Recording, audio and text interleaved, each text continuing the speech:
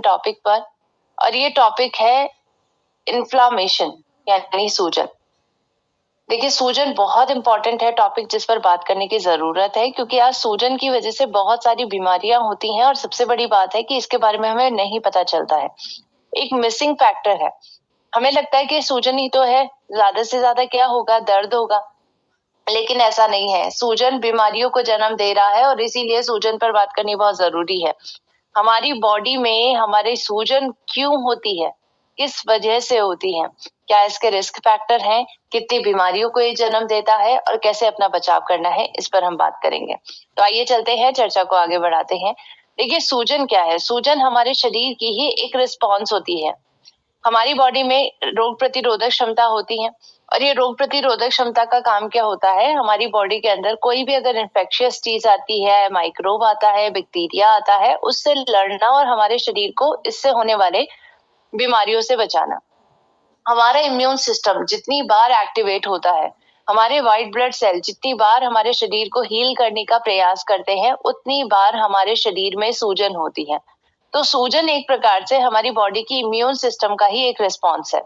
सूजन में अक्सर क्या देखने को मिलता है कि जहां पर भी सूजन होती है वहां पर हमें एरिया थोड़ा लाल लाल दिखाई देता है, यानी रेडनेस हो जाती है, वहां पर स्वेलिंग हो जाती है, वहां पर आपको लगता है कि वो एरिया गर्म है आसपास के एरिया से।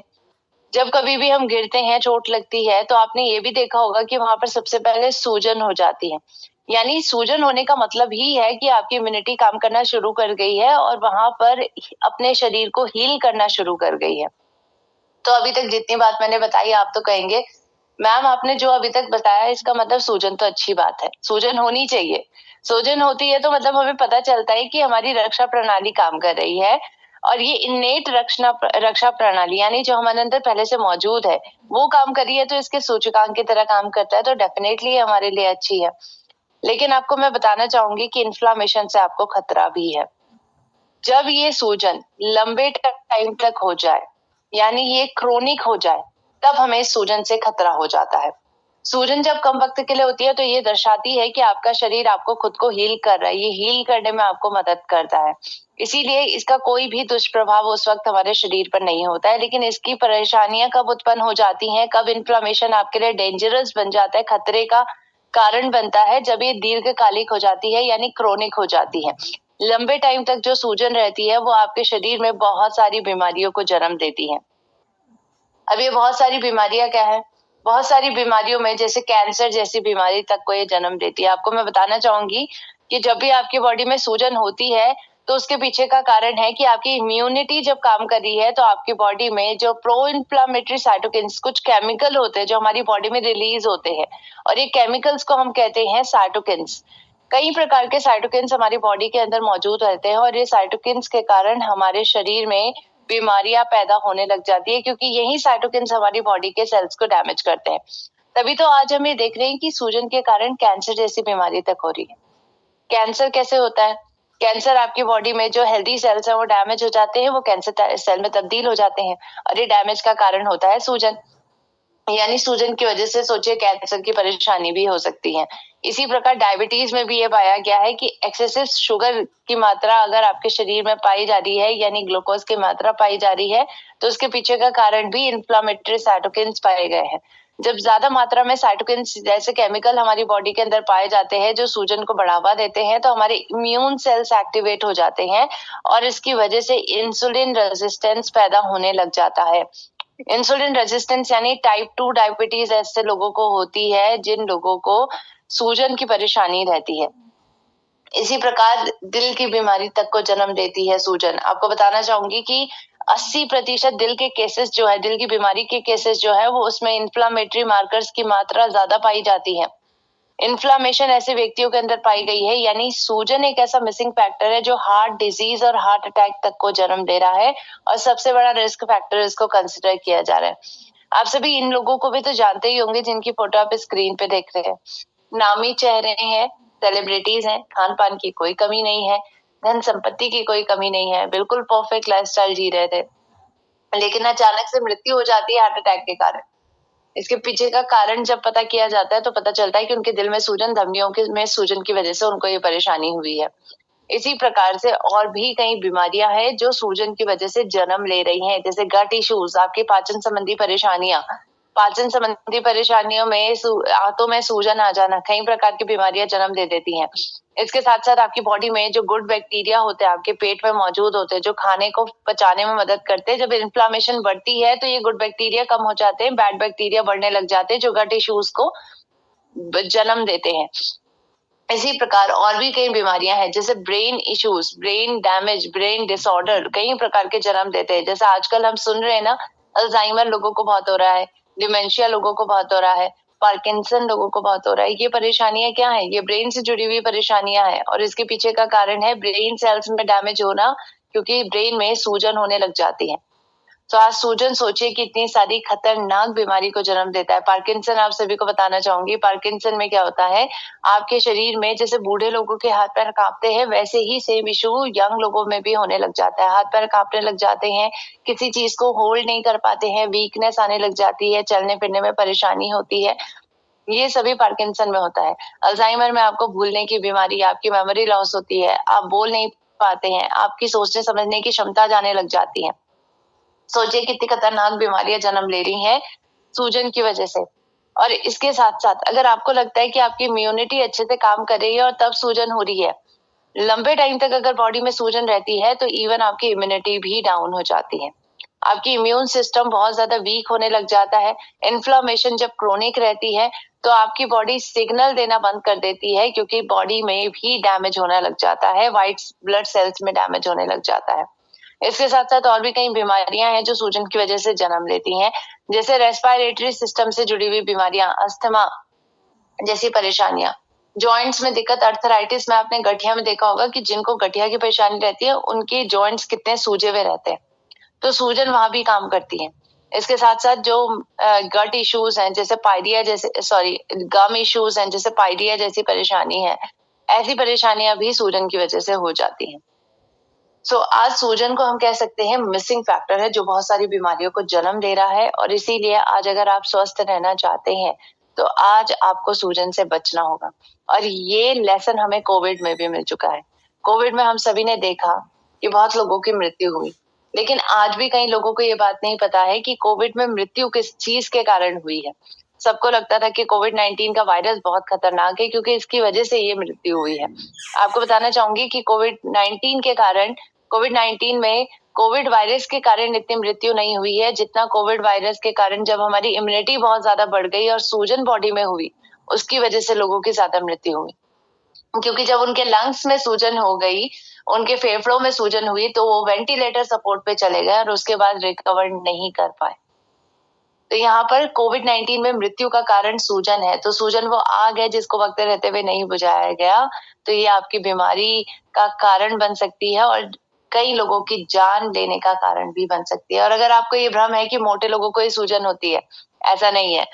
मोटे लोगों का मोटापा सूजन नहीं होती है। कई लोगों को लगता है कि सिर्फ उन्हीं को हो सकती है, पतले लोगों को नहीं होती है। सबको सूजन हो सकती है, हर व्यक्ति को हो सकती है। साइज इसमें मैटर नहीं करता, आपकी बॉडी का फैट इसमें मैटर नहीं करता है।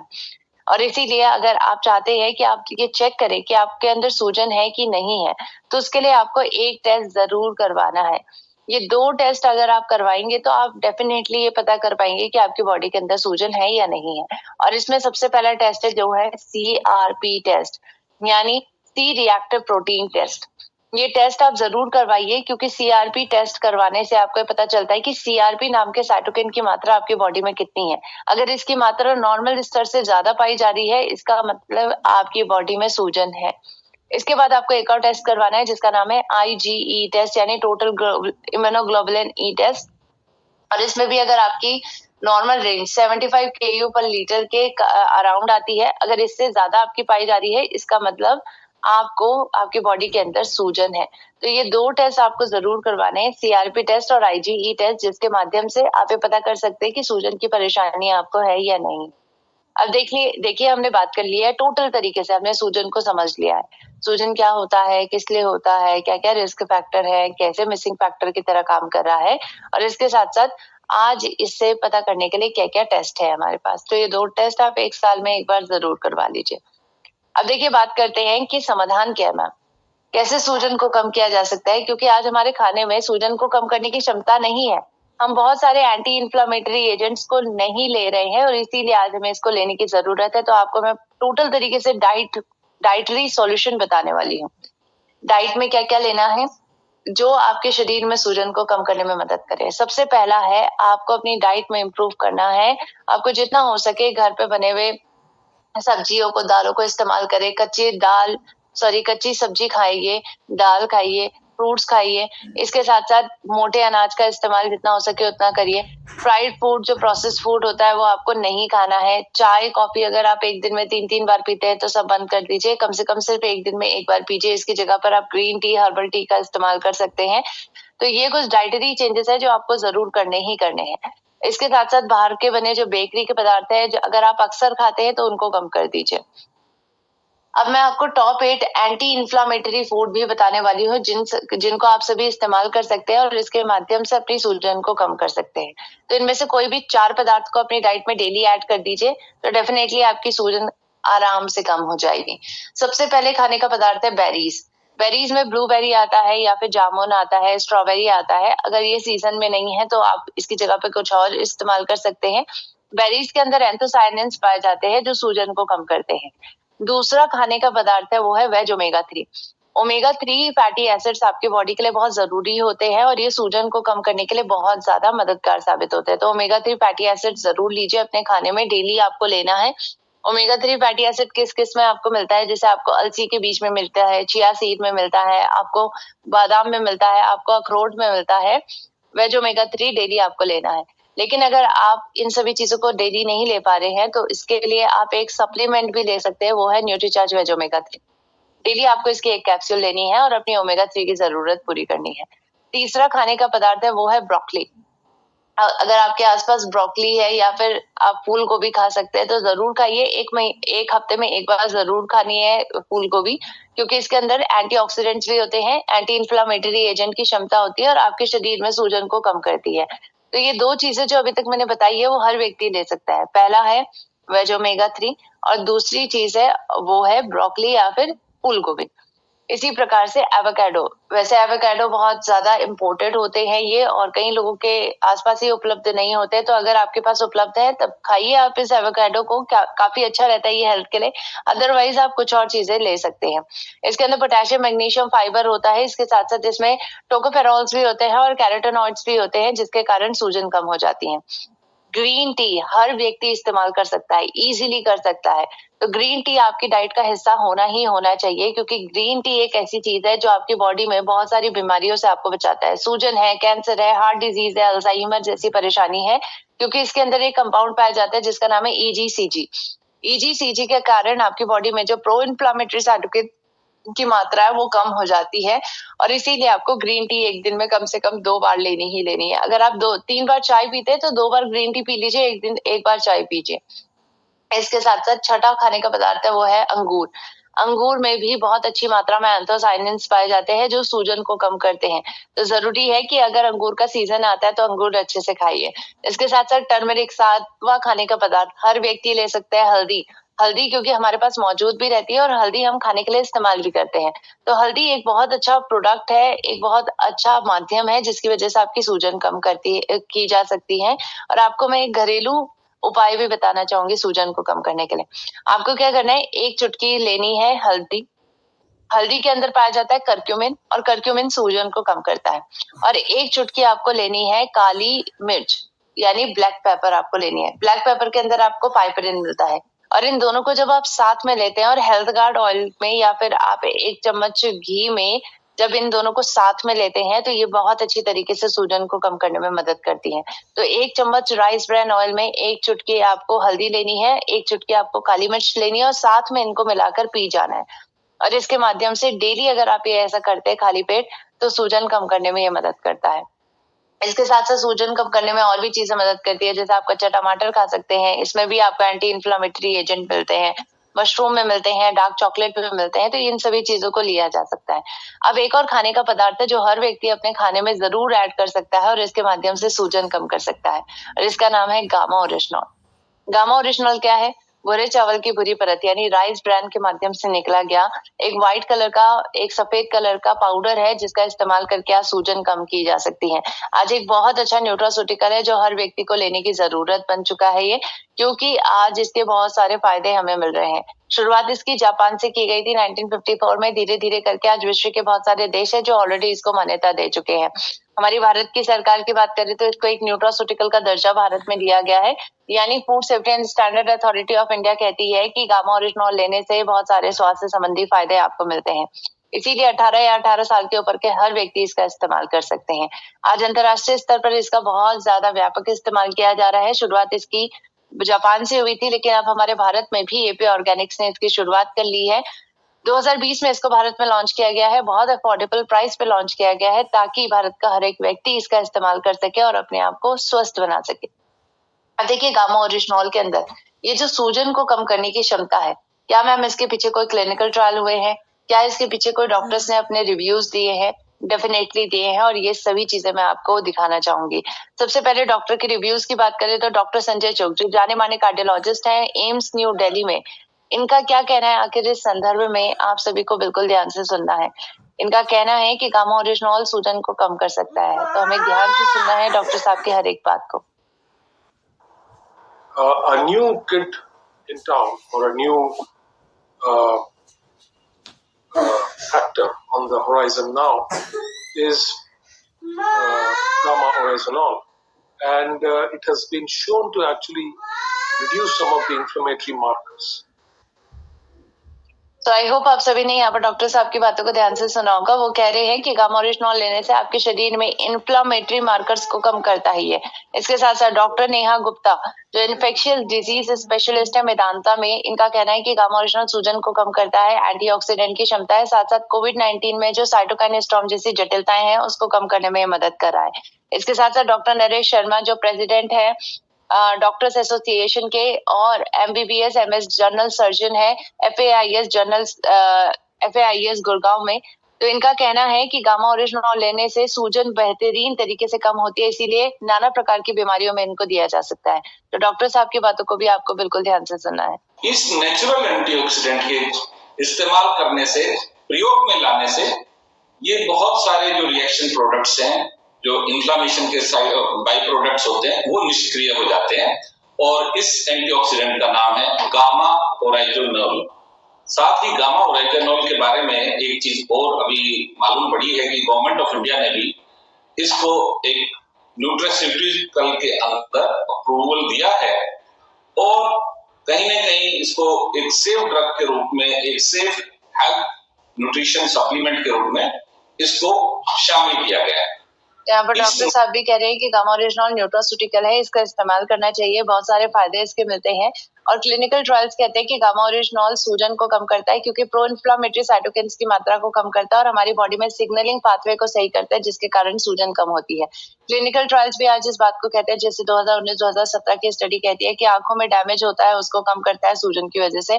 इसके साथ साथ 2016-2015 की स्टडी कहती है कि गामा ओरिजिनॉल लेने से हमारे शरीर में मार्कर्स कम होते हैं, यानी प्रो इन्फ्लामेटरी साइटोकिन्स की मात्रा।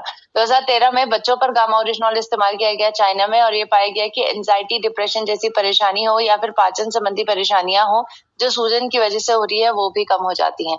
यानी बहुत सारे फायदे इसके मिल रहे हैं और ये क्लिनिकल ट्रायल्स आज इस बात को पुष्टि कर रहे हैं। तो आज डॉक्टर्स इसकी रिकमेंडेशन दे रहे हैं, लोग इसकी रिकमेंडेशन दे रहे हैं जिन्होंने इसका इस्तेमाल करके आज अपनी सूजन की परेशानी से राहत पाई है, तो क्यों ना हम इसका इस्तेमाल करें और अपने स्वास्थ्य को बेहतर बनाएं। आखिरी में आप सभी को एक टेस्टिमोनियल्स की पूरी सीरीज है जो आपको दिखाना चाहूंगी, जिसको आपको ध्यान से देखना है और फिर हम अपने सेशन को वाइंड अप करेंगे।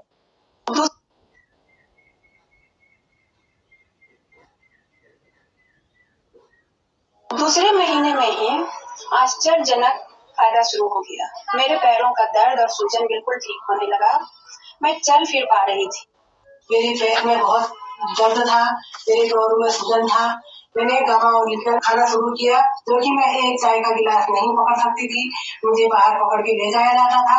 आज मैं कुछ घूम सकती हूँ, गामा ओरिजिनल, तो मैंने इसे खाना शुरू किया तो 10 दिन के बाद ही जो मेरी किडनी का जो अल्ट्रासाउंड हुआ, जो मेरी किडनी का साइज बढ़ रहा था, सूजन हो रही थी, ये सब मेरा नॉर्मल है, मैं बिल्कुल ठीक हूँ।